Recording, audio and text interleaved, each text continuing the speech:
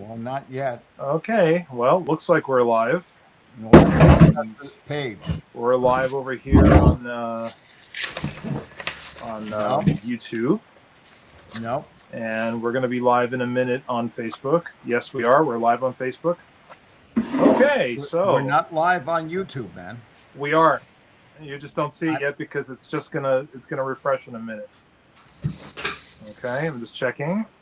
Stream health is excellent. Okay, ladies and gentlemen, we don't know how many of you see or hear us yet, but we are supposed to be live right now on both YouTube and on Facebook. If you're seeing us on if you're seeing us on Facebook, please keep in mind that we're not going to be able to see your chats or anything like that. That's all going to be visible only on YouTube. Okay. So if you want to participate, and we encourage you to participate, go over to YouTube. That's the best place to watch this. The only reason why we're doing this on Facebook is because, some of you are too lazy to go on YouTube. So because of that, we're going to have you here on Facebook to give you a chance to understand, to get to know us, rather. Sorry. Okay.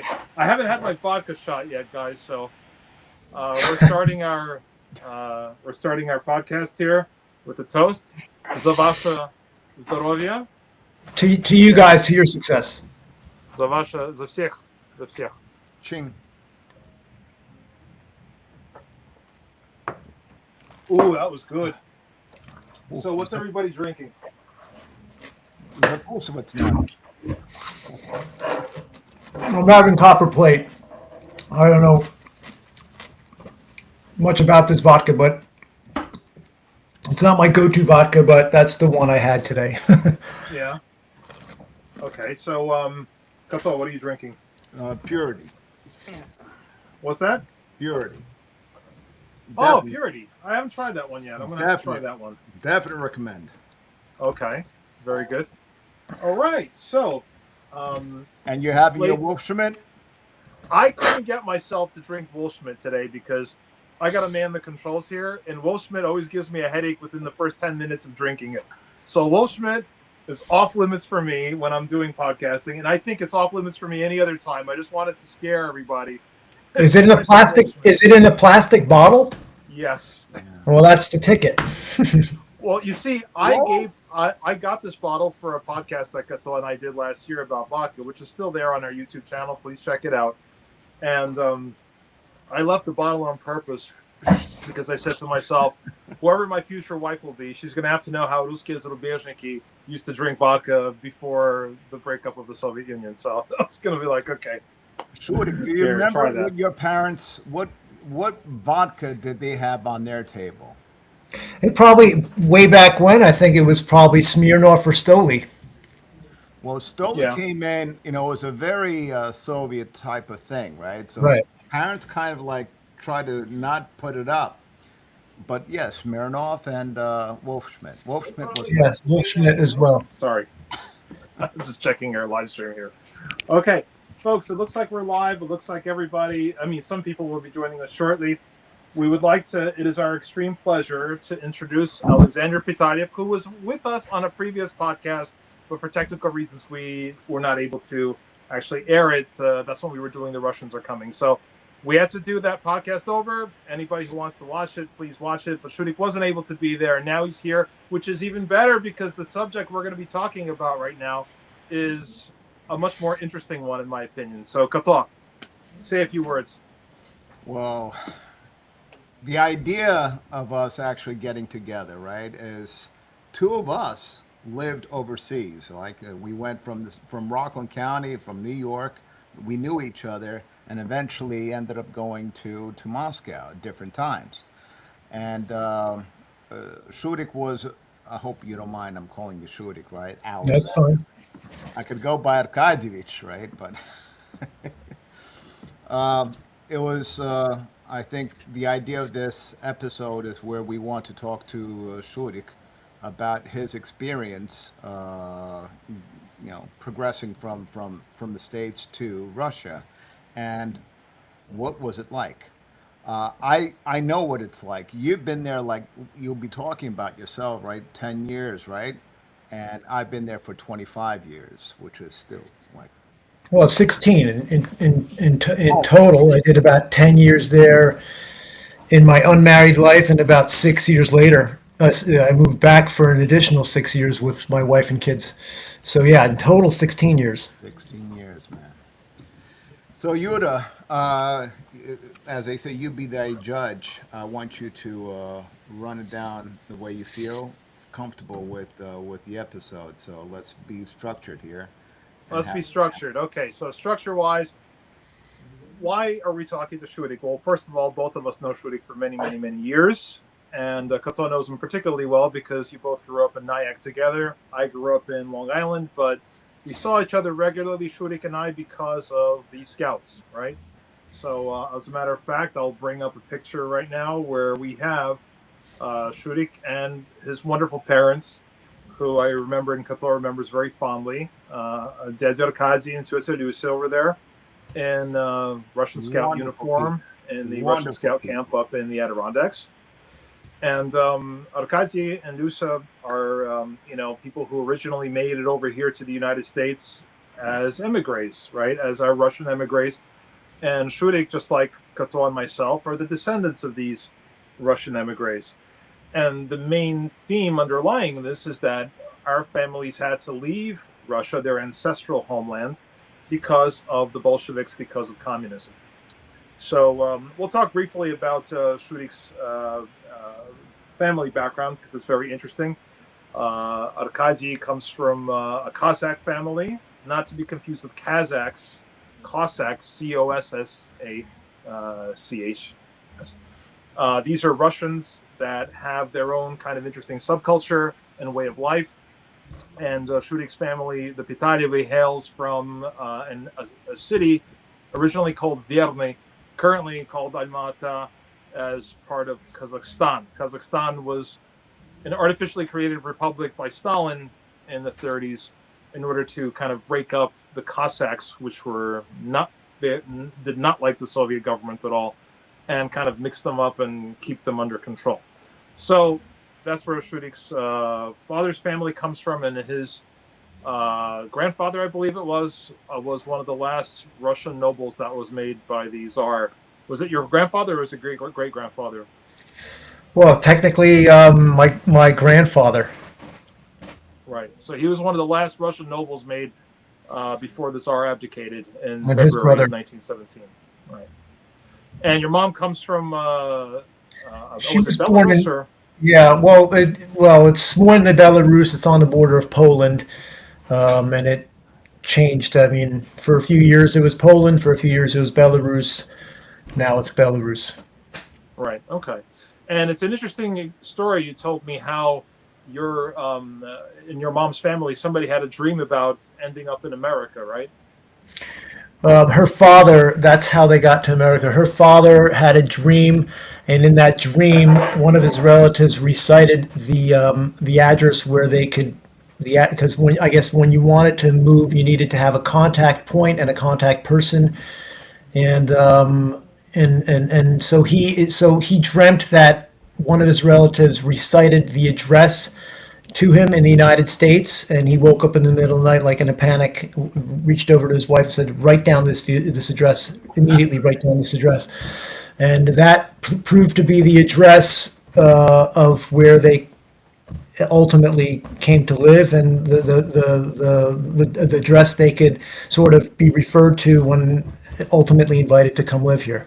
Shudik, I've got a question, man. They came. How did they come straight directly from Soviet Union, Russia, or through Europe to New York, or through Tolstoy, through Ellis Island? How did that work out? Is there any direct route? I'm just curious. So for my father, as you know, born in Russia, he spent some time in Germany in a displaced persons camp. Okay. And ultimately, he had an uncle that was already here, who his uncle actually was also in the White Army and served under Kolchak, and he had a different route to America. He was already in America for some time. So he didn't have to go through Ellis Island. No.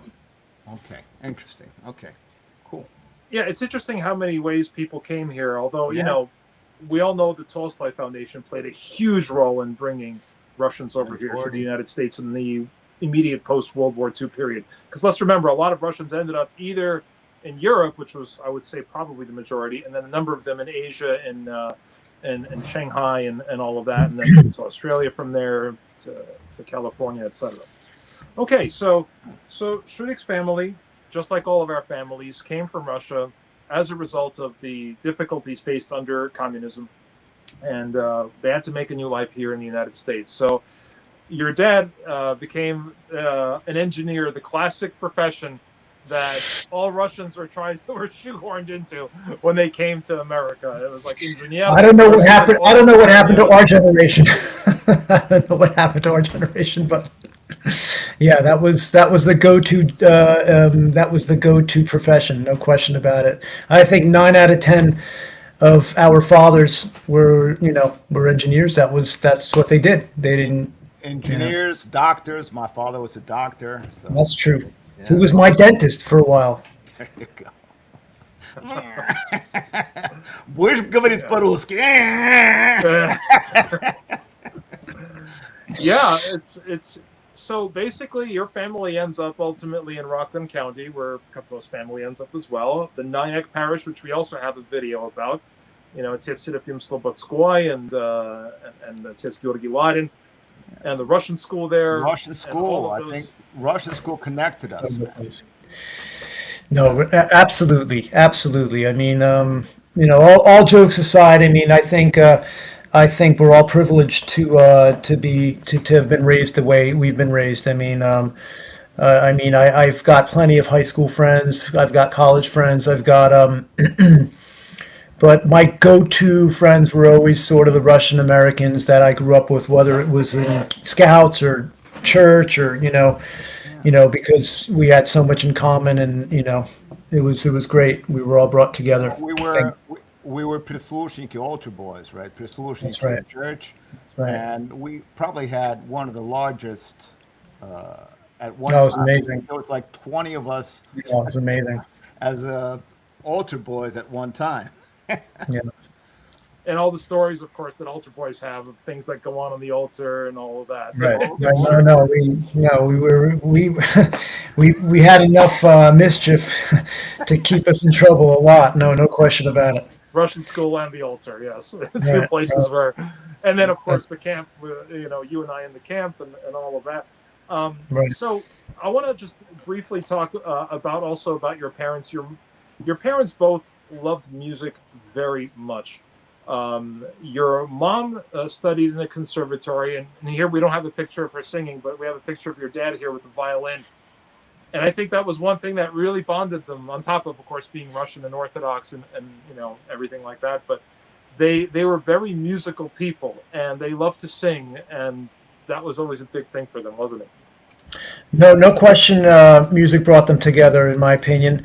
And my mom was professionally trained. My dad was not.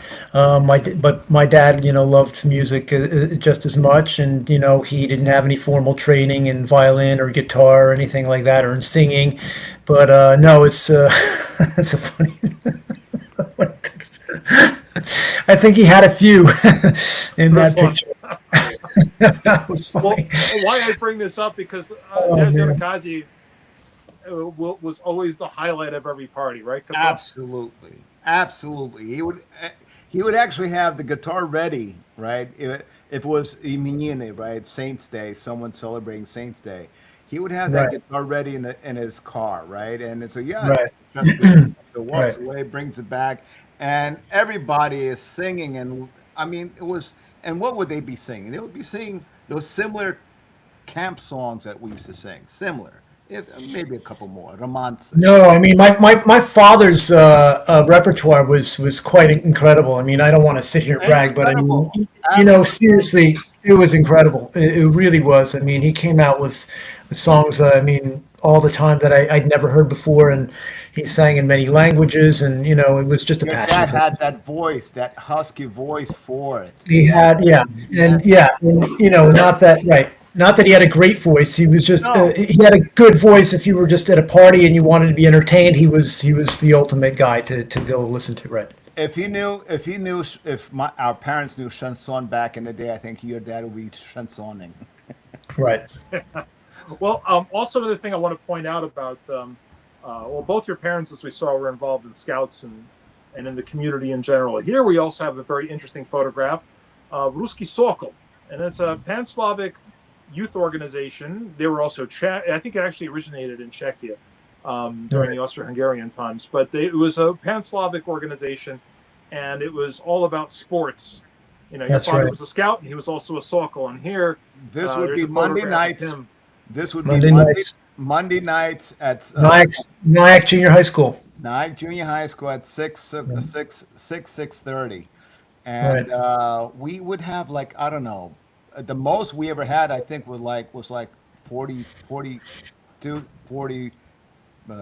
people taking part, right? 40 kids. Right. You, Right. you see here, of course, that's Mitya Lopuchin, my brother, That's right. Well, Sergei the top row, Lopuchin. top row. Yeah, Top top row. row. Sergei Lopuchin, and that's Nikolai Rodyanka. Oh, that's who it is. I had no idea who that. Wow. Okay. Who eventually moved to Ohio, right? And that's Volov right behind. Right. Volov used That's to right. be the volleyball coach for the U.S. Olympic team.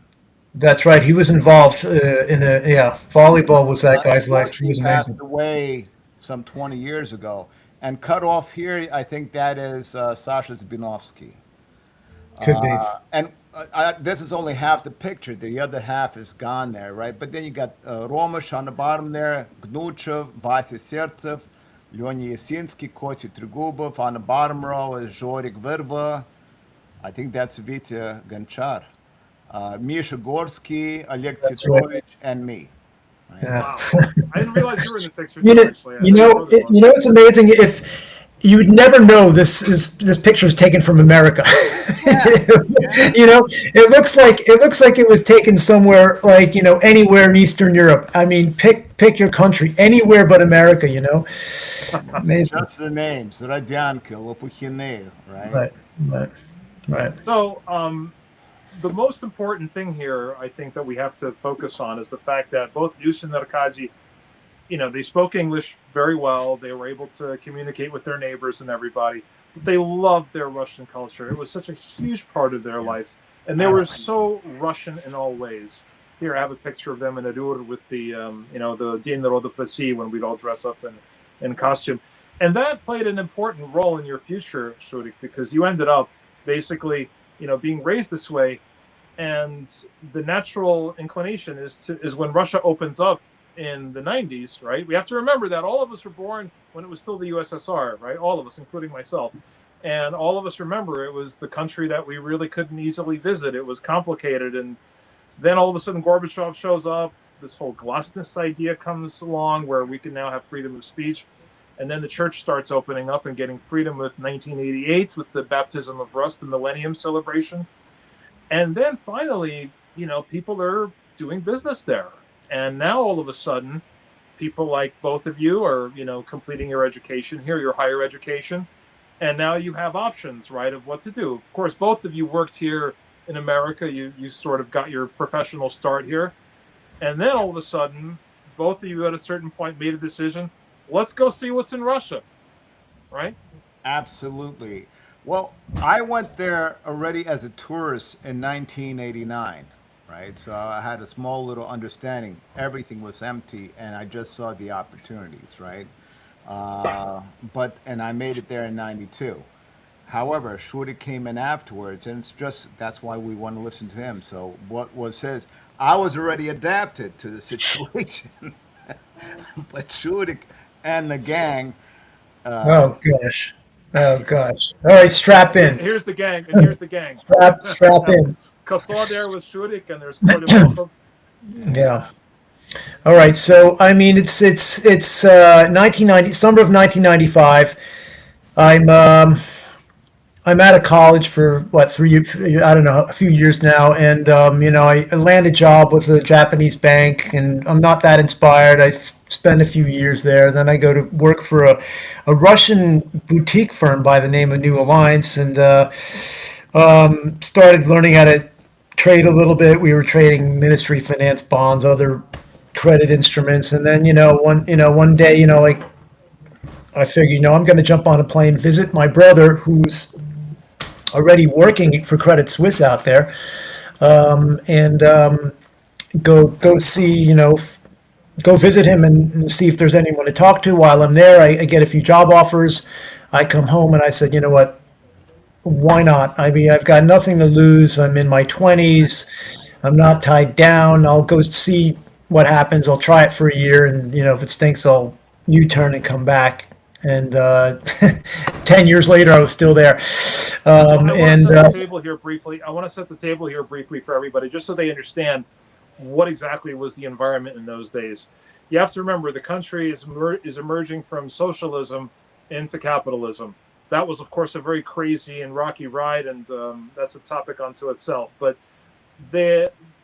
Russia needed people that had experience, that spoke the language, and Shudik was one of those perfect people. Kaptol was another one of those perfect people that fit that background. They had Western experience, they spoke flawless English, and they spoke good Russian because our parents taught us. And that's basically why you were very much in demand. If we're going to take a look right now at what's going on, there's so many Russians that come to get their education in the United States. People like us don't have the edge that we used to have in those days. But as you can both attest, by far, not everybody made it that came with you guys. So you guys ended up making it there, and you worked there for many years. And that's an interesting story, I think. No question. I mean, Moscow, for those who have never been, is an extremely dynamic city. I mean, it's so fun. It's so interesting in every way. And the '90s, the mid '90s is when I got there, and it literally was the Wild West. I mean, it was pandemonium. I mean, in every respect. I mean, everything. You could be driving in a car, and you could literally, there could be somebody thrown out of the car in front of you, and like a dead body, or it was like out of control. Like it was literally out of control. I was seeing people laying on the road down on Mayakovsky. A person was laying on the road, and the cop is like standing in front of him. Meanwhile, cars are just driving by, and so. Right. And next thing you see, I'm driving with my driver. It's driving me, right? And we're passing by, and the guy gets up from the road and and it's like, I thought the guy was dead. Crazy. But I mean, what made my transition so smooth and seamless and effortless was the fact that I moved in with probably my best friends. And we had an apartment. It was Pete Katsenko's apartment. He was a 2-bedroom apartment on Pitaleff, Frunzinska. Frunzinska is like the place you want to kind of be in terms of it's so beautiful. It's the embankment on the Moscow River overlooking Gorky Park. It's a really nice area. And wait a second. You guys were overlooking a gas station. No, I know that we were around the corner from Frunzinska. We're on Pitaleff, Frunzinska. We were overlooking a gas station, but I'm saying the area and the embankment. You're absolutely right. You're absolutely right. But shout out to our audience. Shout out to our audience. If you have any questions for Shudik, you're welcome to drop in. You want to just comment, like, whatever, share. We really are appreciative. So we'll be glad to hear anything from you. Please continue. I'm sorry. No, you're absolutely right. It overlooked a gas station around the corner from the embankment. Yes, but so we invaded Peter Katsenko's apartment, and it was myself, Nick Morkov, my older brother, who was already there, but he had somehow moved into Pete's apartment just when I moved into town and Nick moved into town. And before you knew it, there was 2 other guys that moved in, Kola Bietsky, Sasha Shostopalov, and actually even Bruce Karasik. technically. Briefly. And by then, Pete was running out of there. He's just like, what did I just create? This place was just insane. 2-bedroom apartment, 6 guys. It was pandemonium. We're all in our 20s. It was just nuts. And All the visitors coming in as well. and all the visitors coming in. I vividly recall my first day at work. I was thinking about it today. I was like, what am I saying? My first day at work, I was working for a Russian brokerage company by the name of Grant. Ironically, Nick Mokhov moved in that same week, and it was also his first day on the job. So, Kotor, you know the Moscow apartments is kind of like, the toilet stalls are separate from the shower stalls, right? So I'm getting ready to go. It's my first day, so I don't want to be late. I go to the bathroom, I flush the toilet, and there's an eruption. There's water everywhere, flood everywhere. Pete Kitsenko's taking a shower, and I shout over to Pete. I'm like, Pete, we got a flood here. I'm really sorry. I don't know what happened. He's like, call the Slesir. Just call. And I'm like, you know what? I'm fluent in Russian, but I don't know that word. I'm like, what is that? He's like, the plumber. And I'm like, oh, okay. He's like, his phone number's on the fridge over there. And I'm like, all right, but this is 1995, so I'm like, I've never used a Russian phone before. I pick it up off the wall. I'm like, there's no dial tone. He's like, you got to dial 9 to get an outside line. I'm like, there's no outside line. He's like, just keep trying. He's in the shower. He's yelling.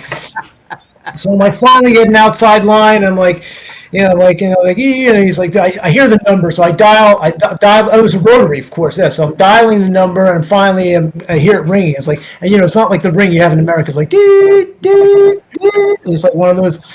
And so it's ringing and ringing and ringing and ringing. And after 20 rings, this awful hungover voice picks up. And I'm like, hello, здравствуйте, слесарь, у нас авария, это самое срочно, приезжайте. He's like, and I'm telling him where it is, and I'm communicating my first phone call to any Russian in Russian. I'm communicating with him, I'm like, this happened, toilet, we have a flood, you've got to come. And he just goes like, and I there's silence, and I just hear him say, слышишь? Слесарь, he goes, слесарь не летает на вертолете. Which means he's like, the plumber does not travel by helicopter. Get it? Bang! And he just hangs up. And I go, Pete, I don't know what happened. He just said, he's like, welcome to Moscow. He's like, let's go call. So I guess we had to go. Well, it's the first day on the job. Sorry, go ahead.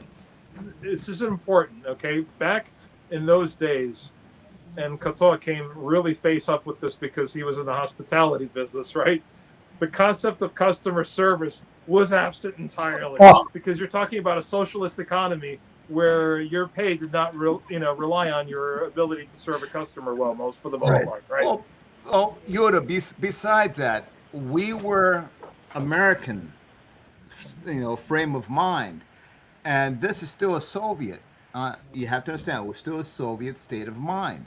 And it's not just customer service. It's just the way it was, period.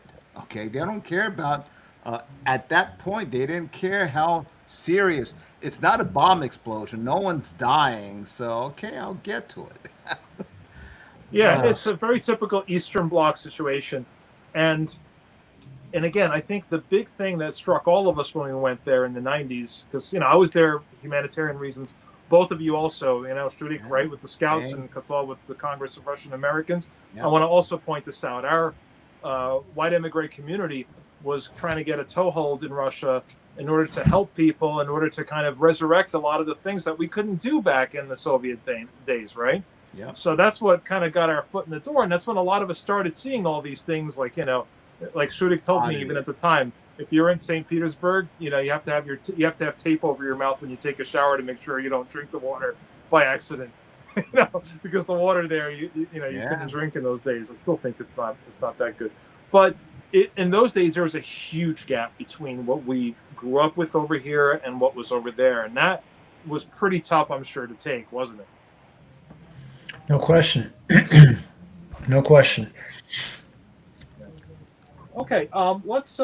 So you're starting to work there, and you're involved in financial markets, which of course can be a pretty involved subject for some people that don't know all the details like we do here. But I think what's interesting is that you're at the birth of Russian financial markets. So in other words, the Russian stock market.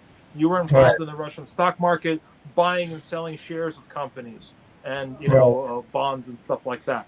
And as a trader, you're a critical part of that whole ecosystem because you provide the ability for people to buy and sell and make these transactions. And also, your bank, makes bets on stuff too, like this is going to go up, this is going to go down, et cetera, et cetera. So you're right in the middle of all this stuff, just getting going in the 90s. Right. Extremely exciting and dynamic times. Just when I moved out there, they finally came out with, it was called the RTS, the Russian trading system, where you could actually find quotes because before that, like in 93, 94, it was all pretty much a gray market. I mean, as far as I know, it was kind of like you call, there's only 2 or 3 market makers, 2 or 3 brokers, and you call and the spreads are 50% wide, buy at 2, sell at 4, like this kind of stuff. And there was an official trading system. I mean, volumes were extremely light, market was extremely liquid, but it was the birth. And ironically, my roommates were, between the 4 of us, we were responsible for 60-70% of the volume in the market on any day, on any given day. My brother working for Credit Suisse, Kolem Walkov was working for, I think, Hermes Capital, and Pete Kitsenko, I think he was working for Alliance Meditep, and then right after that, I think he went to ING, but with each passing year, it started evolving. The market became more liquid. There became more players. Western money came, and then 97. By the time 97 came around, there was already ADRs, and but yeah, I think back to those days. We literally had. Between the 4 of us, we would just talk. We'd come home in the evening, and I'd be like, I'm like, Pete, I'm long this Nifty gas stock. Can you help me out tomorrow? See if you can get any stock off my hands. I can't get out. It's not liquid. I can't get out of it. Got to free up some money for the firm and all this. And he'd be like, so he'd tell me, yeah, sure, I'll try to help you. And during the day, if there's something, any given day, there's so much headline risk in Russia. Somebody has to say something, and everything's down 10%, like right off out of control. And there were times where Pete would have his mouse and he'd have to get out of something myself. I'd be the first bid on the screen because I want to sell something, not because I want to buy it. And Pete would actually point and click on me, which means I just bought stock I don't want to buy it, and I see who sold it to me. I see it's Pete, and I'm like, oh, son of a. He knows I'm drowning in this stuff, and he just gave me more. And I'm just like, we come home, I'm like, he's like, I'm sorry, I had no choice. I had to get out of my own stuff. That's very interesting that you guys actually were essentially kind of almost, we're basically almost moving the market at that very early time. You guys all knew each other. You lived in the same place. Who can imagine something like that happening on Wall Street? That's something unheard of. Right, this is a huge field here because things are just getting started. You guys know each other. It's like live in the same area. Right. That's like and and the market was so small. We start talking to the same clients, and everybody knows each other. It was such an exciting time. It really was. There's stories I can tell. I don't know what I can tell, but so basically, obviously, you're seeing this very. Still nascent situation. Things are just getting going here. We have somebody here who's commenting. Let's see. The Walk Off 6 says, "Tell me about Shudik. I know him as Alex. I guess as Alex." Well, we're talking about Shudik right now, so listen in and you'll learn a lot. We actually just had a discussion about his family just earlier. But thank you for commenting. We're always happy to hear from you. So just to kind of explain to people, so this area is taking off.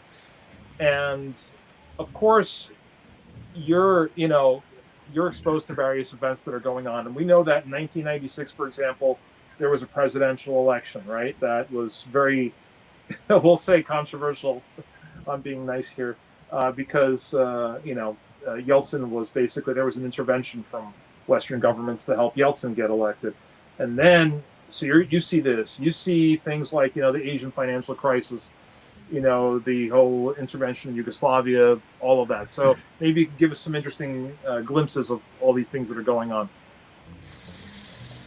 Well, I mean, there was so many interesting times in that in trading Russian market. It was I don't know where to begin. I do vividly recall the day of the default in '98, and that was horrific. Only because you realize, as an American, I'm not suffering. I was getting paid in dollars in an envelope at the end of the month, an X amount of money. It wasn't, I don't even remember how much, several $1,000s, my salary, whatever it was, in an envelope, in green cash, and hundreds of dollars of bills. That's how I got paid, right? Back then. And so I'm getting paid in dollars. I'm fine. I'm actually paying rent in dollars. Back then, everything was pretty much in dollars, for us. And I recall the day of the default when I watched the ruble go from 6 to 19 in one day.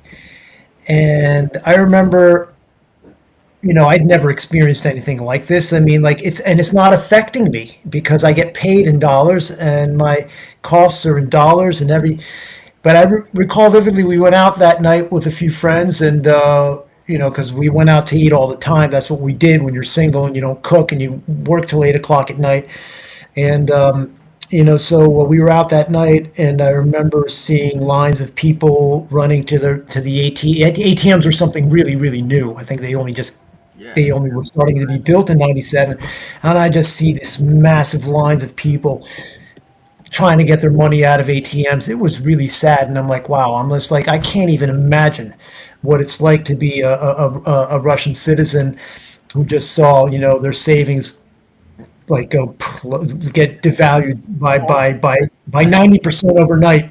And don't forget the currency exchange, please. Обмен валюты, right? They were all everywhere, literally at every block, at every, and you were trying to find if you had the rubles or you had the dollars at times, you would look who's got the better exchange rate, right? The beauty about it is that at least it was teaching me to look at these currency rates every day to understand the price of the dollar, the price of the euro.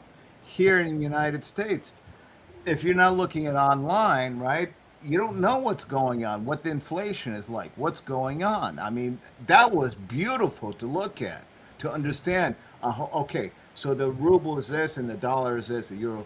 Here, you don't see it, you don't feel it. And when you try to tell your friends or at workers, look, the inflation is crazy and so on, they don't understand what the dollar, what the inflation is. Majority of the people don't understand that here in America. No, they've never seen it, and hopefully we never will here. But the way things are going, that's for a different discussion. By the way, speaking of that, we have a question here. This is from North Star 2358. Could you imagine at that time where the market would grow in 20 years from that time?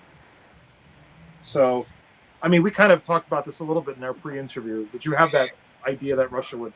I mean, look, I truly believe that Russia was and could have been the ultimate emerging market. I mean, it had all the makings and all the potential in the world to be the ultimate emerging market, right? And for so many, we can go on and on about this, but for the most part, it didn't benefit some very powerful people for Russia to prosper and to get on its feet, really, and that's unfortunate. That's just the way it is. I mean, ever since the way Putin became president is everyone is. It's not controversial, maybe, but after he became president, he was immediately disliked, I think, by the West. And they had it out for him, I think I quickly told you before we came on, I mentioned to you, if you knew the guy by the name of Martin Armstrong, is a brilliant economist, American guy, who came out in 1999. And he was with Jeffrey Sachs and the whole IMF team. And their whole purpose of traveling was to bribe Yeltsin and to make him cut a deal to make a new president. He took the bribe. Russia was granted the 50 billion or whatever it was by the IMF bailout money, and Yeltsin had promised that Berezovsky would be the next president. And like, a few days later after the team left, this is Martin Armstrong who speaks about this quite candidly. The team left, and Yeltsin said he had an epiphany or something, and he said, "I need to speak to my advisors. I made a big mistake." He explained to them behind closed doors what happened, and he said, "I need help. Somebody help me. I did something. I made a massive mistake." They said, "There's a guy that can help you. He's an assistant mayor in St. Petersburg." They fly Putin in. He sits down, with Yeltsin. Yeltsin explains everything what happened. And he's like, "Help me." And he's like, "Well, I guess the only thing to do is, ultimately make me president or something." I don't know what happened behind closed doors, but this is Martin Armstrong that speaks to this American guy, conservative American guy, brilliant economist, and he says this is what went down behind the scenes. And ever since then, the West, I think, has had it out for Putin. I mean, and they didn't like him because he basically said it's going to be my way or the highway. Because if Berezovsky was president, it would have been free for all. I mean, all the prized assets would have been sold to the West, and Putin put a stop to it, and the West didn't like it. From day one, Putin was in trouble. He wasn't going to be liked. And I think because of that, and then every couple of years there were roadblocks, whether it was Magnitsky, whether it was Yukos, whether it doesn't matter. There was stumbling blocks all along the way, and the market and the country never got off on the right foot. Like here I am, I'm in my 20s, and I'm carrying a Wall Street Journal in one hand and Moscow Times in another hand. I'm just like, yeah, go, capitalism. We're all gonna do well here and everything. But, in the big picture that was probably, I didn't know what I was talking about. I didn't know what was really going on behind the scenes. I was just like, yeah, I don't know, who's this Putin guy? I'm like, what is he doing? He's screwing everything up. But at the end of the day, he's doing what he probably should be doing for his country. He's looking out for his country. Not that he didn't do well along the way. What politician doesn't do well along the way, right? But, that's the way it went down, Well, this is an interesting topic because it touches on the whole issue of sovereignty versus globalism. I mean, that's a huge conversation, of course. But I think what's interesting is that you got to be there right when this was happening. Yeah. You didn't understand the situation fully right away. No. But over time, you actually put the pieces together and you were able to make sense out of what actually was going on. No. That's amazing. Interesting. That's really amazing. Okay. Yeah. Very good question, by the way. Thank you very much for that. Let's go and talk about some other things. Let's talk about, so you come to Russia, and all of us, we have to remember, we're all people that grew up in this, we grew up in America, but we grew up with a very big Russian heart, thanks to our parents, our grandparents, all the people that invested into us. And of course, this is another interesting moment that you just touched on, that we were kind of hoping for that big peace dividend moment where the Cold War is over. Now, Russia and America should be friends and we should have cooperation, which was, of course, complicated by, politics like we just touched on. But either way, on a grassroots level, you're talking to people all the time and you're telling them about your background. How did people respond? People over there, I never had any problems with any Russian people that I met over there. On the contrary, most of the Russians I met and came across were educated, well-read, thoroughly interested in my background. The more educated I think the people I came across, the more they were interested in my background. Those people that really knew their country's history would always say to me, "You guys are the real Russians. You guys, like your ancestry, the White Russians, the ones that fled after the revolution. You guys are the ones that are the true Russians." And I was always amazed by their opinion because I was kind of humbled and be like, well, okay, we preserved a lot of history, a lot of culture, obviously religion, You know what I mean? The whole religion thing is such a big deal.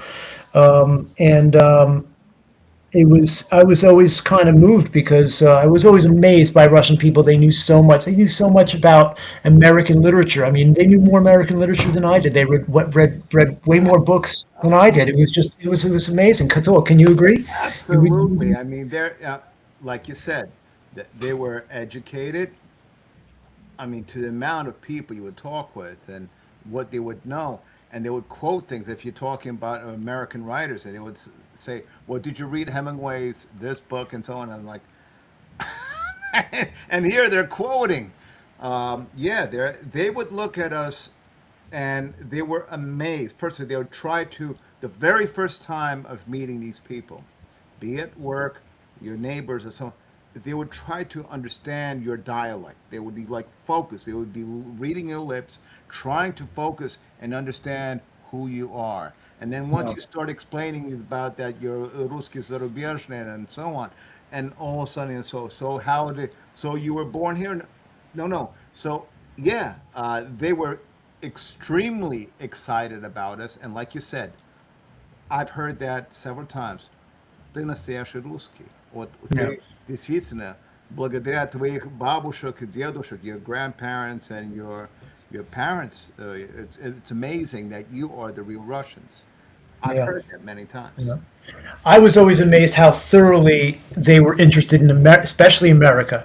I mean, like I don't know why. I mean, well, like, America's a preeminent country, you know what I mean, of our times, right? They've watched all the videos. Right, right. So everyone was so interested in America, and so I vividly remember this one time I'm sitting on the trading desk, and one of the guys we all gathered around. He was telling everyone how we just came back from America, and he rented a car, and he was driving through the West, and he's on Highway 66. And he was like floored. He's like, so beautiful. The American West is beautiful. And he's driving through Arizona and New Mexico, and I guess there's a part of that highway where there's no gas station for like 100 miles or something. And he's on that highway and he's driving, and of course, like he's like, I got to go to the bathroom. It's like I got.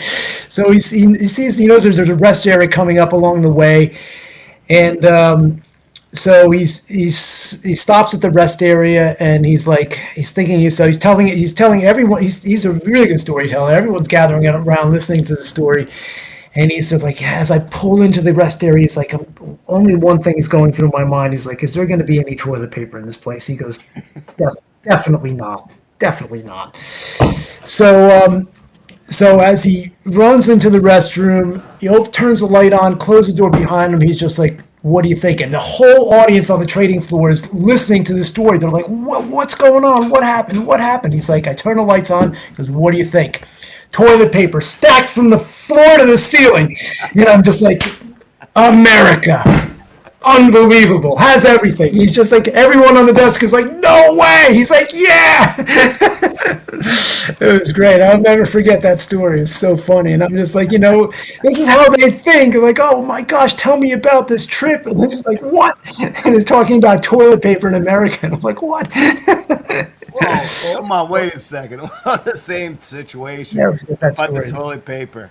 I mean, your brother coming to Russia the first time, he came with a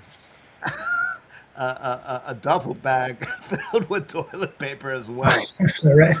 Toilet paper stories, I love them. Oh, Well, man. this is a very interesting moment because you talk see, about Kato toilet had to paper. deal with the practical side of these things a lot because of what he was involved in, setting up restaurants and businesses there.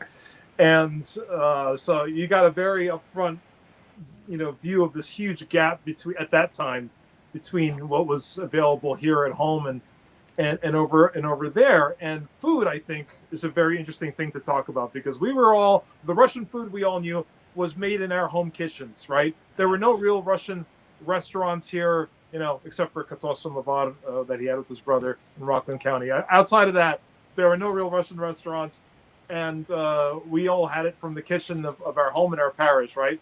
And then we go to Russia in the 90s when there was not that many, at least in the early 90s, there was a problem with good product. Oh, definitely. And Oh, it was tough. It was culture shock, wasn't it? Oh, yeah, greasy or not. I mean, there are certain foods, and I'm sure Shudik's going to talk about because they end up dining out a lot. But mysterious foods. First off, okay, селедка под шубой. I mean, it's one of those things I will never eat. I've had problems eating it, but there's a story to it too. I don't know, Shudik, and if Yuda knows the story or what's behind how was it created and so on. You guys know about the story? No. Anyway, if not, we'll jump over it. So, Shudik, how was the food in Russia? Oh, the food. I mean, in the '90s or in general, or I mean, I mean, how was it? What would you guys eat? And oh, I mean, I mean, what one, restaurants were there? What I went, restaurants were there? one of my, I mean, well, there was, I think one of our favorite. I mean, there was in '95. There were there weren't that many places to go out, That's what I'm right? saying, right? Right? I mean, there was a couple go-to places. There was like that place called Ubabushki that we went to, and then there was a couple of those Georgian places that we went to that we knew about. Yeah. But I remember our mutual friend Rostik from Venezuela, who opened up the whole chain of restaurants. I think that one of the this is a funny story. We used to go out to that. He opened up the American Bar and Grill, and that was one of our go-to places once because he opened up a few places right away. And it was that great place, American Bar and Grill on Taganka. It was just so refreshing because we can get ribs there and things like that. And we're like so used to breakfast. And I actually mentioned to him, I said, there's no breakfast place. He opened up a breakfast right there, American Bar. Right. So I remember, I think it might have even been my first or second week in Russia, and it was end of the week Friday night.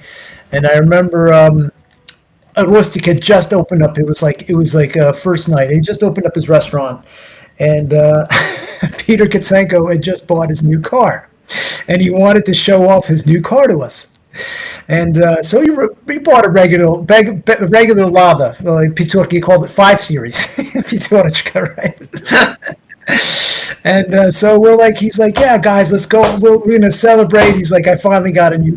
One of us finally got a car, and it's gonna be great. You know, the Labas, they're nothing. They're not really nice cars. They were good for 95. Yeah. Yeah, of course. So we get together at the restaurant, and we were all there. We got like 6 or 7 guys, and it's the usual guys. And then we're like, oh, Pete, this is great. We have, you know, the story. Pete, this is great. So we have all these drinks and all this food, and then we're ready to go outside and take a look at his new car. And we go outside, and the car isn't there. And we're like, and Pete's just like, he's scratching his head. He's like, where's my car? He's just like, I left it right here. He's like, I can't believe it got towed. He's like, how is this? How is it that I got towed already? And we're just like, I don't think it got towed, man.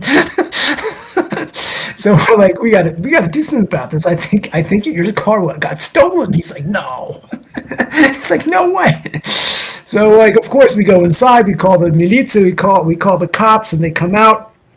And they send these 2 stooges. These guys are just like, it was like out of a movie. These guys come out. They don't want to be there. They're like smoking their cigarettes. They're walking around pretending they're really working. They're just like going through the motions. They don't really care. Looking around, pretending they're looking for broken glass and stuff like that. So funny. And they're looking, and they've got these like Inspector Clouseau faces on, like faking the whole thing.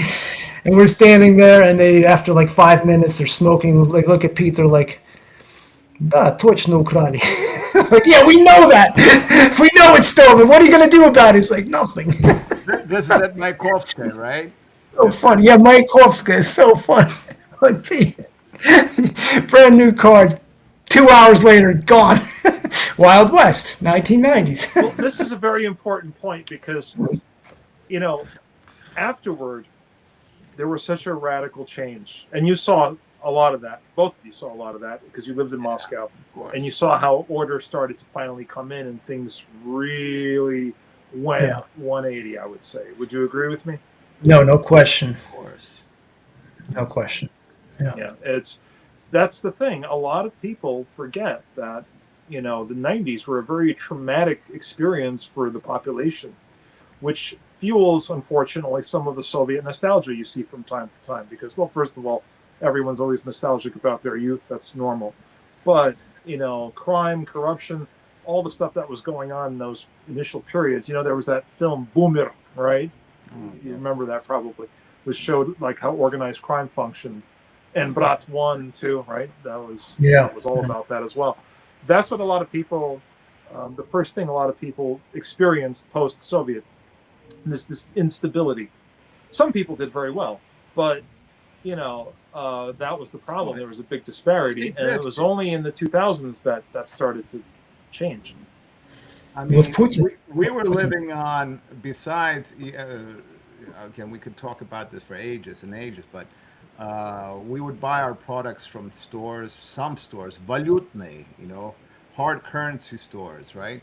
Or you would buy it from a kiosk, right? And at the kiosk, if you wanted, there was not, Pepsi Cola was around, of course, from 1974, but to get a cold Pepsi Cola or to get a Coca-Cola cold one, it didn't exist. And you could buy it at the kiosks, which were literally everywhere, at every corner, at every metro, at everywhere they were there, but it would be served warm, and people would buy it. That's a craziness. And one thing I actually remember by talking about this, in the metro stations they had the Taco Bell. It wasn't Taco Bell. It was a Metro Express. But the advertisement was Pepsi Cola. It was their doing, right? It was actually Taco Bell. You could see the small little logo on the side of the poster would say Taco Bell, and they would be selling those burritos from Taco Bell. Anyway, so yeah, it's just amazing to see this change that happened over those years. And you see even more of it now if you come. So I wanted to touch on the diaspora life. We already talked about some of this, but Kato and you both saw each other a lot when you were over there, just like you would hang out in Nyack together. And maybe you could tell me about the whole expat experience there, because you had your Russian friends, of course, but you had your special expat community. Or the expat? Well, the people that were like yourselves. And Kato, you said when we were talking about this earlier, you were like the switchboard operator. People would call you that wanted to come out to Russia and hang out and all of that. The people who were curious about moving out there, having the opportunity to move to Russia in order to work, I would end up being like the switchboard operator in reality, because one day one person's calling me and another person, and initially it was actually заказные телефоны, because people couldn't call direct, right? That only started happening in 1994. So people were curious about coming out to Russia, and more people started coming out. And среди наших, right, русских зарубежников, we would have these gatherings, thanks to Rossi Kardovsky, to understand, and Peter Derby was behind the idea as well, to organize a gathering for the русские зарубежники. And so we would get together for Easter, Maslenitsa, and Pilmeni. Those 3 holidays we would always get together.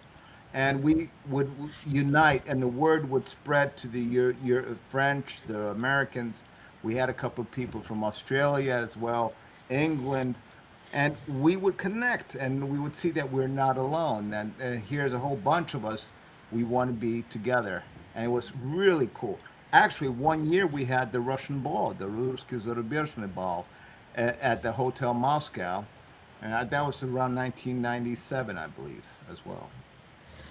Right. Well, I think with each passing year, and pretty much right away, we started getting immersed into the Russian life and Russian culture, even though we were together all the time, especially the guys I lived with.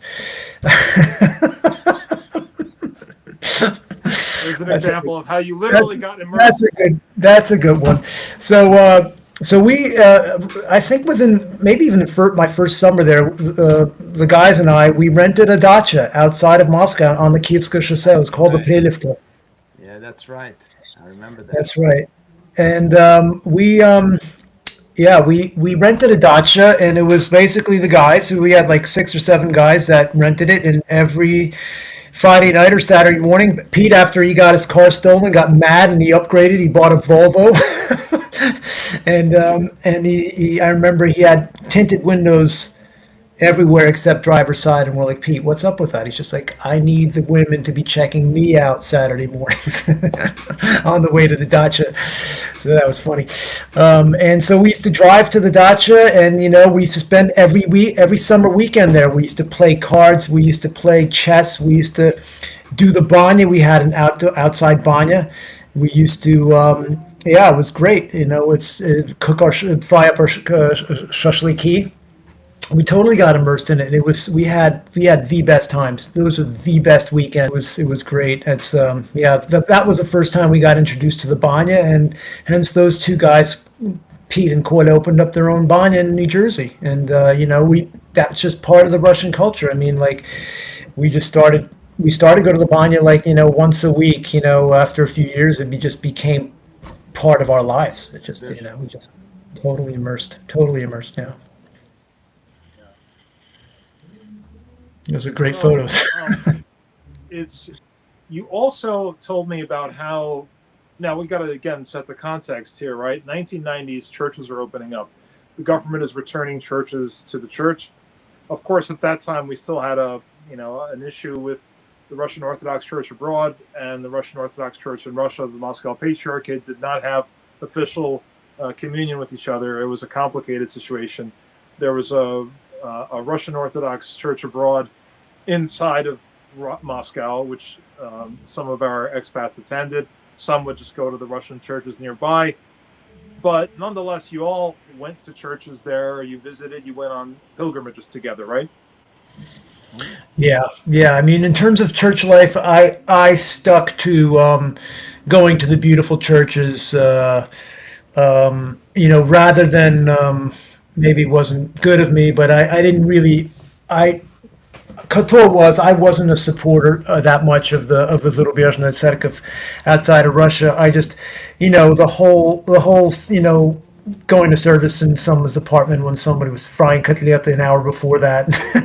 it didn't sit right with me, and I don't know. I went maybe 5 or 6 times over the years, just because I probably should, but no, for the most part, I mean, there's just how could you not go to these churches? I think this picture I took from, it was Valam. I got to go to Valam. Sometime in 2010, I think this is from maybe 2010 or 11 people or have to something. understand that in the 90s, Orthodox was opening up, right? So these churches were not there. I mean, they were standing. A lot of them were standing there, but they were not churches. Right. And uh, of course, I would go to our Zarubezhny Circuit because in the apartment, and then from the apartment to another place, to an outside Moscow dacha, and so on, and eventually, you know, I had to follow my faith, what they were told, what I was told. But still, I don't think I didn't go to church, the Moscow church. I did, and I would go to the one on Lev Tolstoy, right, Nikola Nahomach, right, and Mhm. and I was there when they built the Christ as Savior, Храм Христа Спасителя. I was Yeah. there when they laid the cornerstone. So I supported always the faith because it was important. And people were always curious about orthodoxy. I mean, ты православный, ты верующий, ты верующий. It was always a question. And no matter where I would travel, I would carry a special a cross. I don't wear it anymore. I haven't worn it in ages, but I used to have this silver cross. Um, it's very characteristical. And when I would be opening up DHO throughout Russia, and certain people they would notice, what's that? That's a cross. Oh, could I see it? So people are always curious about orthodoxy and to see what has happened in all these years. I think it's actually an amazing situation. I mean, over 30,000 churches have opened up since then, Yeah. right? Yeah, amazing. So, We had a great tradition. I mean, every single year we did a pilgrimage with the guys, and it was always on Palm Sunday. Yeah, that's full Lazarus, on. if you bought the Lazarus could be out of We always we went every year. We went to a different destination, different town, or different monastery, and that was just yeah. That I took in Valam. That's a very special place. If any of your viewers ever get a chance to go to Valam, what an island! What a special place. I totally agree. By the way, I've been there as well. It's really a beautiful place and kind of quiet and so spiritually peaceful. Yeah, and no, I mean over the years I got to see pretty much all the spiritual places I wanted to see in Russia, which was so important for me.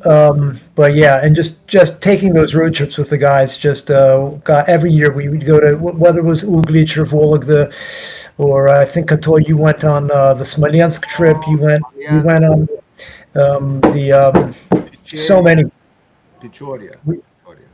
Yeah, yeah. I mean, they were memorable trips. So much fun. So many great road trips. Every time you go on, you get pulled over 10 times for speeding.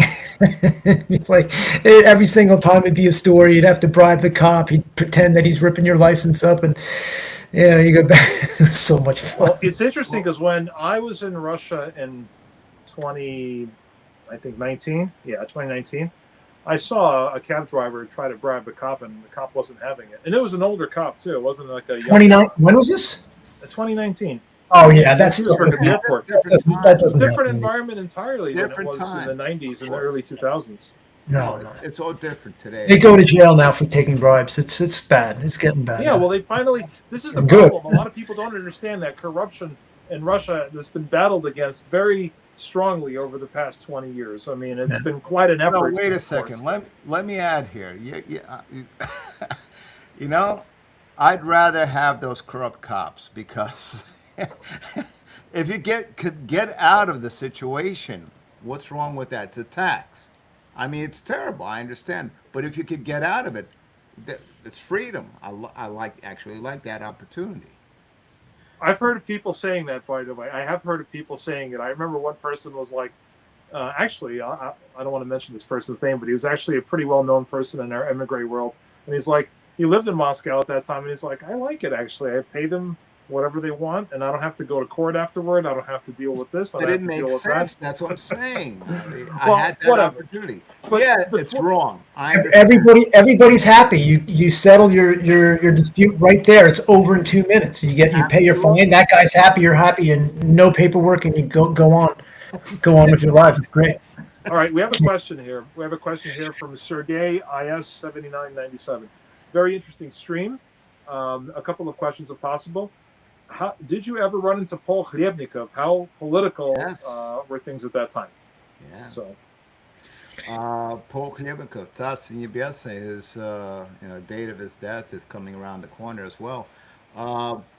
Pavel came to Russia, and he started the Forbes magazine, right? Of course, and he wrote a couple of books, and after that, so nobody really knows a true story still to this day with that. I think if the person knows about this story, Berezovsky was behind it or not, it's hard to say because he was the Kremlin guy. Right. Well, the articles that he wrote were, a lot of them were alluded to Berezovsky, and right, as we know. Yeah, I knew his brother. I met his brother a few times. I think I met Paul once, but I knew his brother. His brother was trying to he was trying to open up brokerages at some point in Russia. I came across him a few times, but yeah. No, what year was that I can't remember when he was shot down. What year was that? That was in the 90s. That was, Yeah. I think he was 97, 98. 97, 98, 99 somewhere. Right, Pavel Hrebnikov. Yeah. He did actually. I was in touch with him. He used to order food from my place several times, and he used to run the International Media Center. If you remember back in the day, I forgot the name exactly, right? But he was involved with the International Media Center, IMC, I think it was called. And yeah, he was not really so much connected with the Русское Зарубежье. He only showed up to one of the Maslenices, one of the Pilmeni Yeah, gatherings, that's where and we met. because he was so focused on getting the Forbes magazine rolling, and yeah, interesting fella. Sad. It was a sad situation. I was one of the first to get, because there was the OCA Podvorya. The OCA church had a premises, St. Catherine's, and we had our first panichida there at the church, and then eventually had the Atpivanya under the church under Christ the Savior Church Cathedral. Right. Yeah. Well, it's an interesting question, and again, we appreciate your questions.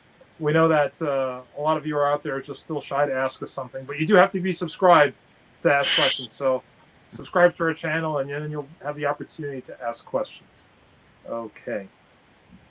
All right. So I think we had a very interesting discussion about what life there was like. And Shruti, what happened was you get married, and you actually start your family life over there. So you were there with, your kid, your first kid was born there, I believe, right? And then you decide to come back to the United States. So go through what went through with that. I mean, what was your thinking?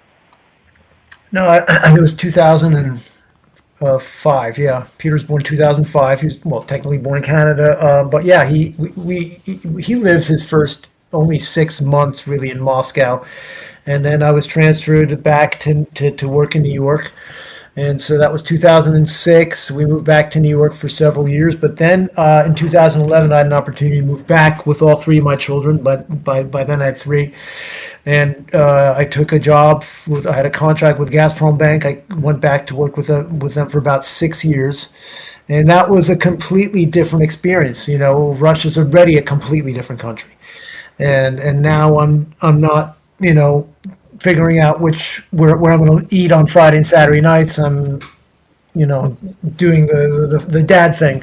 So it was a completely different experience, and I'm raising a family, and Moscow, it's a big city, as Kotor, and the climate is tough. Once September rolls around, I mean, that's it. Batten down the hatches. It's going to be 40 and gray, and you won't see the sun again until May. And I'm not even kidding. Any one of you that's ever been to Russia knows that come September, it's over. There's no like 65 and sunny degree days anymore. 1 second. Since my grandfather was born in Simferopol, Crimea, I would like to tell everybody that that's not the case universally around the whole country. That's true. That's just Moscow. That's true. To Crimea, like you are over there in that photograph. That was 5 years ago. That was 5 years ago in Crimea, and my friend has an apartment down there. He invited me down, and we spent a few days down there. It was great. It was just what a place. I always heard that Crimea was like, a jewel, kind of like can compare with the French Riviera. I mean, French Riviera is obviously different than Crimea, but I mean, you could tell the physical beauty. It's unbelievable. The climate there, the hills, everything there is just, it blew me away. It truly did. And the people are so normal. Yalta was just so much fun, so much to do. It's alive. I mean, there's like live music and like people dancing on the promenade every night. It was awesome. I mean, definitely go if you can get. Just to put a plug in, because again, Moscow is of course a wonderful city. I love Moscow. All of us love Moscow. All right. I think it's impossible not to love Moscow. And since we're talking about Moscow, we also are going to put the one little image we have here of its chief competitor, where you have this very glamorous shot of you showing your legs to everybody. Where do you get Moscow? Go on. No, yeah, I mean, that's the place you want to be right now. White Nights, St. Petersburg. I mean, there's no better place on earth in June, in my opinion. I mean, talk about a place that comes alive, that sleeps all winter long, and then that's it. Come June, July, August, this place just comes alive. Just unbelievable. Is that Griboyedova? That's Griboyedova. That is Kanal Griboyedova. Yes, it is. Yeah, it's a beautiful city to visit in the summertime. So just like, for example, here I am in New York, and then I could snowbird it down to the Russian Heritage Ball in Florida, where Kotor is, in St. Petersburg, right? And back and forth. You know, you could do the same thing in Russia with Crimea. You know, depending on your working situation, obviously. Sorry, I just couldn't help but. No. I mean, that's awesome. But yeah, what was I saying? Yeah, well, I mean, I came back to Russia and lived with my wife and kids there, and it was great. I mean, my kids had to fit we put them into Russian schools. Actually, the first few years they were in Russia. They went to kindergarten and first, second, and third grade. And I mean, it was different. It was challenging, but it was great. You know, I will mention one thing that in 2017, when I was considering leaving Russia, we ultimately did leave Russia in 2017. There were a lot of factors at play. It was kind of like, well, are we going to stay and live here forever? Or are we going to move back? Because if we're going to move back, the time to move back is now. And, you know, we went through a lot of painful conversations with my wife. My wife actually wanted to stay more than I did. I just figured better for the kids maybe to move back. Families here, grandparents, aunts, uncles, all that stuff. And ultimately, I would say the biggest reason for us moving back in 2017 was the white Russian diaspora.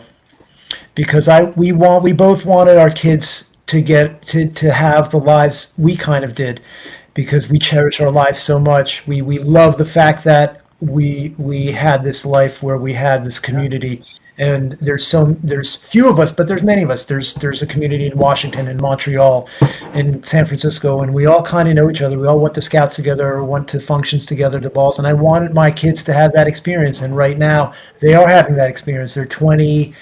19, 17, and you know what I mean. And they're just that their best friends are the Russian Americans, third, fourth generation. This is their go-to people. Like, and that's awesome, and it's flourishing. You know, like another generation has made it, and they still love the culture. I mean, the Russian language is kind of not there anymore with that generation, but everything else is. They love. They all go to church and go to formal balls and go to Scouts and do all these fun things, and you know they all hang out together, and it's you know, we can't be happier. Right. Well, I think that speaks to why Koto and I started this project in the first place, because that speaks to the uniqueness of our community here, right? Which doesn't quite fit anywhere else ultimately, right? I mean, well, because we're so connected. You have the same understanding, the same church, the same foods, the same culture, the same everything, wherever you go, be it Chicago, Los Angeles, San Francisco. Yeah. What am I saying? Buenos Aires, Paris, and so on. It was always, we were well connected in that respect. We were the different Russians. We were Russians, but we were just different from the others. Well, that could speak to our cultural differences, wouldn't you say? Because again, we speak differently than Russians from Russia. Right. But, and this is also an interesting topic, right? And don't want to carry it too far. Shurik, when living in Moscow, did you go to the operas? Did you go see theaters and so on? Did you see any of that? Did you know in my single days? I'm embarrassed to say less so, very very little. And then in my married days, you know, Ksenia and I went to operas. We signed our kids up to a theater group, and so you know, I mean, I was never really, for some reason, I was never really into theater that much, and I was just like, you know, I know Russia's so rich in theaters. That whole scene is just amazing in Moscow, and we send our kids to the theater school, and they would perform everywhere and travel, and I got so into it, and I just, you know, got to know some people, and we used to go see all these plays all over Moscow. It's just it was amazing. Bolshoi Theater, right? There's so many. There's just so many. There's so many places. Mala Yeah, Theater, so many and places. I would really, I mean, my favorite, and the few people who know me, right, and we sang in New York at Carnegie Hall, Havanchina. Sure, I had to see Havanchina. I don't know, a good 25, 35 times in Moscow, once in Novosibirsk, once in St. Petersburg, just by chance. But I know the opera by hand, right? By heart, sorry. Um, but yeah, when I got there, I had this Russianness, and the only few songs that I knew, uh, living in living in New York, but I heard these, uh, uh, uh, Gribeshnikov, right, songs and Zhana Bichevskaya. And so when I went there, and we would have these gatherings, and I would put on these cassettes of Zhana Bichevskaya. This is old stuff. We don't listen to this stuff. We got to listen to something new. And I was like, oh wow, so you guys are not into Bichevsky anymore. I Um, saw her in concert, by the way. of course, I I, saw her in concert in and Russia. and I gave my песенник from Noor. I went on stage. I already wrote out, "Поздравляю" and so on. I gave it to her, and she like looked at it, thanked me, and gave me a big hug and so on, with flowers, naturally, right? But that was an interesting cultural situation where I would go see Igor Moiseev dancers constantly at Oh, amazing. Mayakovskaya. Um, I got into that. I really got into the culture. And not just that, museums, Tretyakovsky Galleria, Hermitage in St. Petersburg. Um, Great movie for you guys if you haven't seen it. It's called Ruski Kovcheg, or no, Russia's Ark. Definitely see that movie when that movie came out, I ended up going back to the museums just to fully understand these paintings. Russian art, check it out. Yeah, that's the thing. What you get in Russia is this amazing exposure to the culture, amazing exposure to the food. That's a big one right there. And then, of course, the Russian people, and that's of course always a big draw We for were us. I mean, now, more we were more cultured in interest. Well, should maybe less, but when they were like amazed, like I'm so into all this type of Russianness that was not so much existing among the Russians. It existed in the sense the plays and everything was there, but the Russians didn't have that patriotic feeling yet. It came afterwards. It eventually came through, and you're talking about especially now, as uh, Matushka Россия is a completely different ball game today, right? So. sure, yeah, that's interesting because when we were growing up in the United States, I remember there was a woman producer that I was doing some camera work for over here, and she was here on Memorial Day or whatever it was, and she saw the flag. She's like, "We don't do that in Russia. We don't put the Russian flag out. We have Flag Day, we have 4th of July, we have this and that." And then, of course, I think it was right around like right after 9/11, where there was a particular, you know. But yeah, that culture in Russia only really showed up, I think, for real after 2014, after all the events, when Exactly. Crimea It, returned it and was all of that. building up, of course. Yeah. You said a flag. Interesting. I want to make a note because at the time when I was married, um, my wife would go have to vote at the elections, right? And and not just that, but it was a pet peeve because Russians didn't understand the Russian flag, белый, синий, красный, right? White, blue, red. They didn't understand. So you would see these flags posted upside down. They didn't understand it yet, right? So at an election, the place we would go, she had to vote. I come in, and all the flags are upside down because they put it up. They didn't think it was just it's. They didn't want to. They didn't know it was a mistake. They just were told to put up the flag. This is like 95, 94. Zuganov was in Zhirinovsky were running. President Yeltsin was still won. Uh, and I said, I come up and I tell, кто здесь начальник? Почему у вас все русские флаги вверх ногами? Как вверх ногами? Посмотрите, все вверх ногами. Absolutely, every single one. Yeah. It's like that's the Serbian flag, by the way. It's the Yeah, upside of down course. Russian flag. So maybe you walked into a Serbian consulate when they're having elections or something. We just have a few more comments here. Dmitry Timidis, I assume that's what's yes. Dmitry Timidis says, "Hi man. boys, hello." Here's Dmitry, and then Nick Ivanov, 1889 says, "How can we support your podcast?" Well, you're doing it right now by watching it. If you like it, if you comment and you ask questions, we love that. If you share it, we love that. We share it, right? That's the way to support us. We're not rolling out. We don't have like points or anything like that at this point. We just have watching, liking, sharing, commenting. That's it. So if you can keep doing that, we're very happy, and we're always happy to hear from you. We'll have a drink afterwards, all right? We'll have a shot or two with you guys later on. Absolutely. Come to the All right. ball. Well, we covered a lot of ground here, and there's a lot more we can cover in depth, of course, about a lot of these things, but we don't have time for that today. But I think hold up. Let me ask this still, Shurik. The fact that you were in Russia, were you curious about your background, curious to finding out about your roots somehow? Was there any interest in maybe digging? Probably didn't get too far, but I'm just curious. Were you curious about your roots?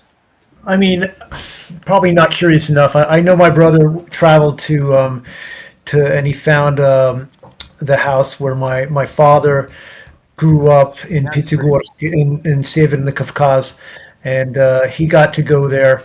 I know many years ago. I did not get to go there. That's fine. Okay. Yeah, but yeah, I mean, look, always curious, and you don't really know where to go. I don't know enough about how to go about getting resources to find more about it. I did when I was in Baikal many years ago. Irkutsk is near Baikal, as most of you know. I knew that my uncle, my great uncle, my father's uncle, finished Irkutsk военное училище, and I did visit the grounds of that place, and it was still there and still sort of thriving. And this is actually year 2000. I think I was down in Baikal in the year 2000, and I went there, and it was open, and it was I kind of knocked on the door and looked around, and I said, my relative came here, finished this institution, and there you go. They're kind of interested, and it was cool to see that a family member of mine. He was a high-ranking guy in the White Army, my great uncle, and the fact that this was a stomping ground and where he got his военное училище, his военное образование. That was kind of cool. It was nice to have been there for a few hours. Yeah. Well, the fact that we went to church together, right? Together doesn't matter. You went to church. We went to Russian school. We tried to Russian scouts or Russian camps. I'm a разведчик. I'm not a scout. It's a different subject matter. Watch our Nord video, by the way. That's, so. Yeah. Do you think that this played an important role in actually coming out to Russia, and were you happy about coming out to Russia? Oh yeah, and I mean, quite honestly, I moved out with one suitcase. I figured I'd try it for a year. I'd probably last 6 months, and no question. I mean, just no regrets. There's so many experiences, not just work-wise, but just even more on a personal level. And I mean, it was, and I keep going back to the White Russians, but I mean, without my good friends having been there and experienced the same thing, and having experienced it with them, it wouldn't have been the same. I mean, because we were such a tight unit, and we did everything together. That made it more fun and more interesting. Absolutely. And we have so much in common. But I mean, if anything, I regret not seeing more and traveling more. I feel like I traveled quite a bit in Russia, but as you know, I mean, the roads aren't great.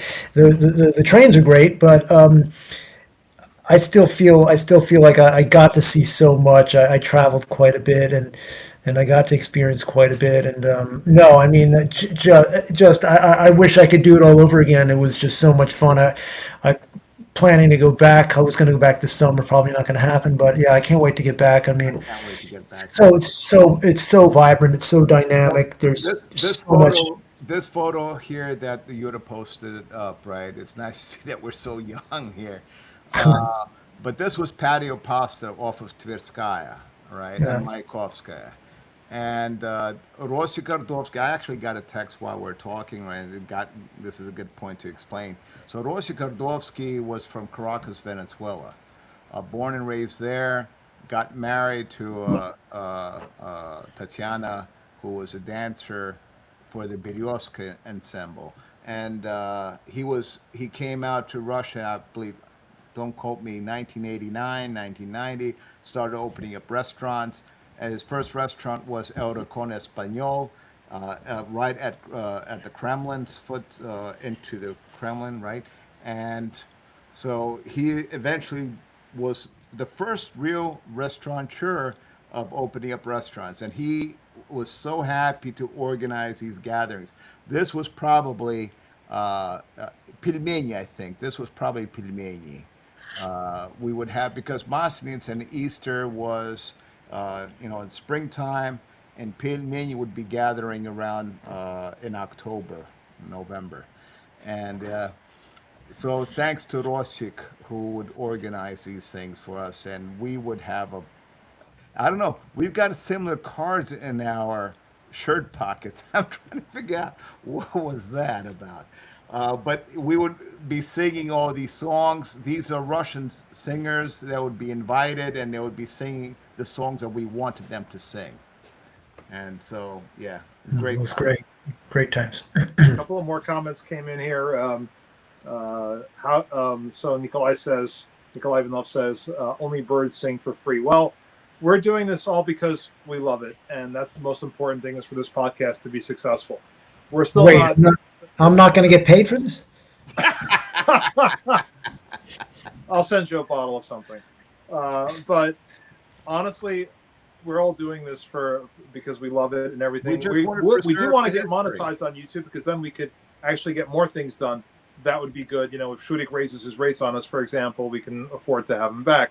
But if we can get, our first bar is 500 subscribers. So if we get to 500, that's wonderful.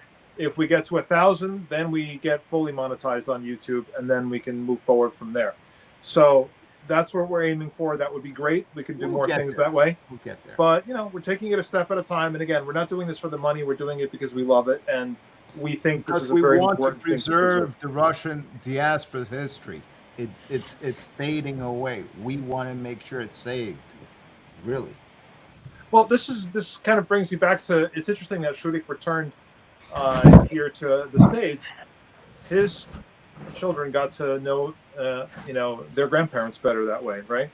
And that's a beautiful thing. I had, a wonderful time, with my grandparents, and that is the old Russia that, that you get exposed to and you understand, and you get that sensation, and it's something you can't get over there. I mean, there are some people maybe there. Well, I'll say this: there's people who appreciate our Russian emigre community, and they have the same spirit. But to actually have live contact with people that went through those experiences, you can only have what we had in our families. Yeah. And that's a beautiful thing that your children were able to have that. So that was you don't really bringing them back for. Right. You don't really realize, you can't really put a value on attending and being part of a parish here, going to church, and knowing everyone in that within that parish, or that whole community. It's such an advantage. I mean, as much as I used to love going to church hopping in Russia, because there's so much to see, so much to appreciate.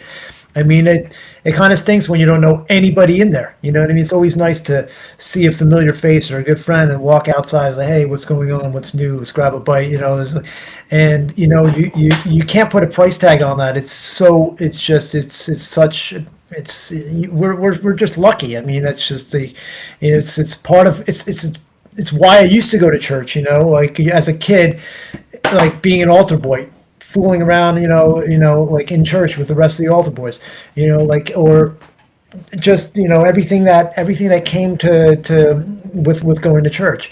It just, it was special because you knew you were going to see a bunch of guys like you, and you knew you had the same things to talk about, and it gave us, I don't know.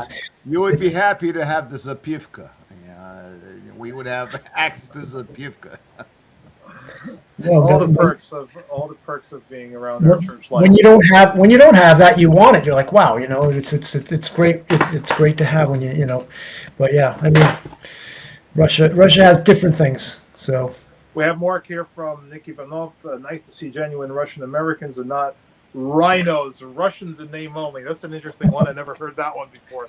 But that can be applied to some individuals, I guess, right? Russians in name only. Well, I also want to point out that there's a significant difference between our parents' and grandparents' generation and the new generations that have been coming since the 90s, who are economically oriented when they come here. And I'm not, saying anything bad about them, but there is a difference in attitude towards the parish. There's a difference in attitude towards many things, because these people are here for different reasons. We had to keep our parishes going because it was a question of our spiritual survival when we were over here, right? Yeah. And we built these parishes with our hands. We participated. We knew that if we didn't participate, we wouldn't be able to have a parish life, right? A lot of people that come to America these days from, Russia, the Eastern Bloc, they don't have that sense of appreciation. That is a problem. And the good ones do learn that, and when they contact our white diaspora, they learn these things. Right? They learn these things. And we, of course, appreciate having people to converse in Russian with and that experience. But at the same time, there is that difference. Yuda, sorry, interrupt. Language. So when you went there to Russia, right? The dialect was different. The Russians speak faster than we would, right? But eventually we would clue in, right? And eventually get used to it, right? I remember you telling me one time, I remember it just seconds ago. You would say, I always thought the word vacuum cleaner was pылесос, but it's actually пылесос. I remember you telling me that, and I said, yeah, me too. From the root word pыл, I guess, yeah. Oh, could you share the story about the taxi driver once that happened with you? I don't recall which one. I don't remember. Which one? Oh, Solzhenitsyn. Yeah. Oh, yeah. This was fun. So I used to, before work, once or twice a week, I used to go to the Renaissance, the Slavianska, the Radisson Slavianska, because I was a member at the gym there. So I used to go try to stay in shape once or twice a week, and right after that, back then there was no such thing as like calling a cab company or ordering something on Uber or anything like that. You had to stick out your hand and hopefully wait for somebody to pull over. So I guess this is probably like 1998 or something. And sure enough, I'm waiting. It's actually middle of winter. Is waiting, and finally somebody pulls over, and he's like, "Yeah, where are you going?" I'm like, "Here." He's like, "Sit down." So we start talking, and the guy, this guy's Russian is perfect. He's my age. His Russian is perfect, and we're driving, we're talking, and he's just like, I see you have an accent. Where are you from? I'm like, oh, I'm from America. He's like, oh, okay. He's like, me too. I'm from Vermont.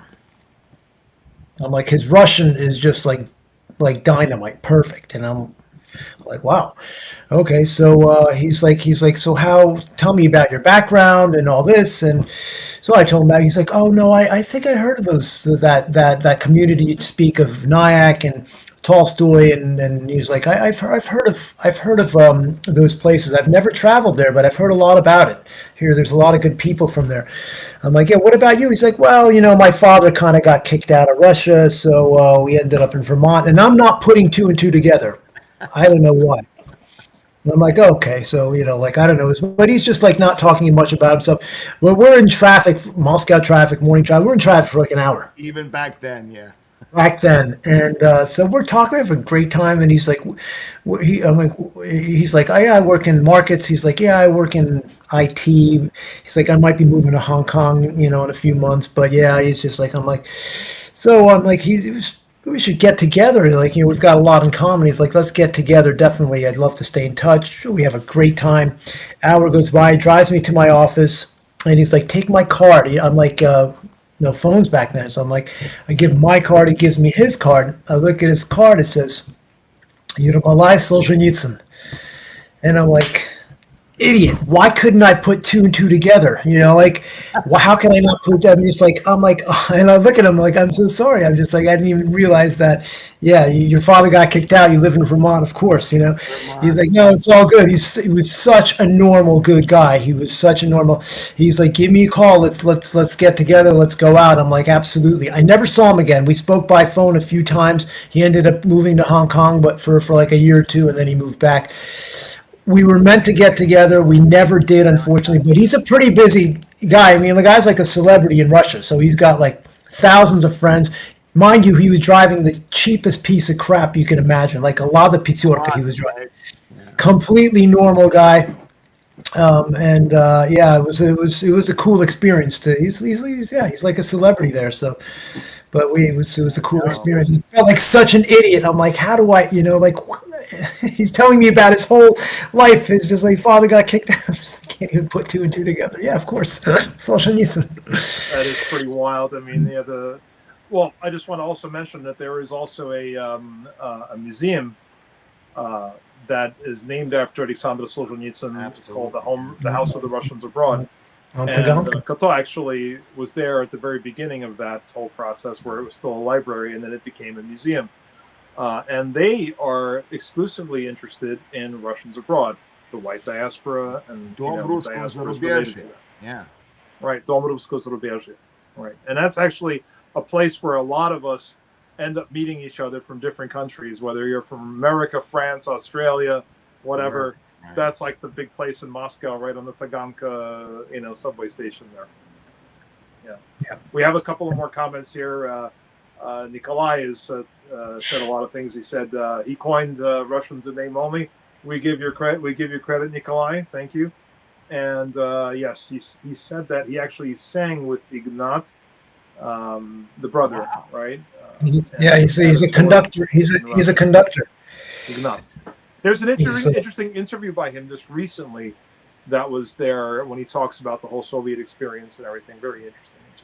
Actually, I think he's a pianist and conductor. He made himself. I think he was a pianist growing up, and then he became conducted a lot of great orchestras. He was very well known. Solzhenitsyn's a very interesting person because he doesn't fit neatly into any box. He was a person from the Soviet times who ended up in a concentration camp.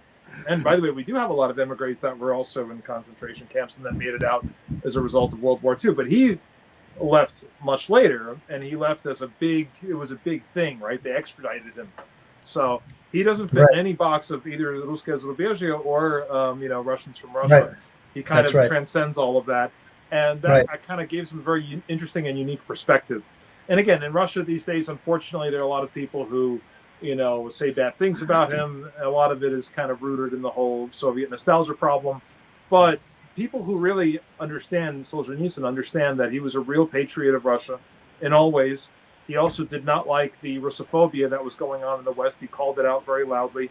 Yeah. And so he has a lot of enemies in that sense, and is a very interesting person that definitely merits attention, I would say. Yeah. Okay. We really covered a lot of ground. I'd love to have Shurik back. There's so many things that we could still talk about in more depth. But I think the last thing we can conclude with is that we see people discovering Russia now much more than it used to be back in your time. Right back in your time, I think most people who discovered Russia were, people who had some Russian background. And then, yes, there were professionals that were trying to see if there was any opportunity there to make money and so on and so forth.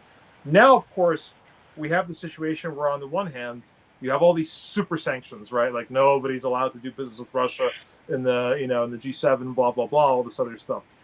But on the other side, the real entrepreneurs are actually going there and trying to see where could we get something done. And then you have a totally new group of people who are these, you could say, political emigres.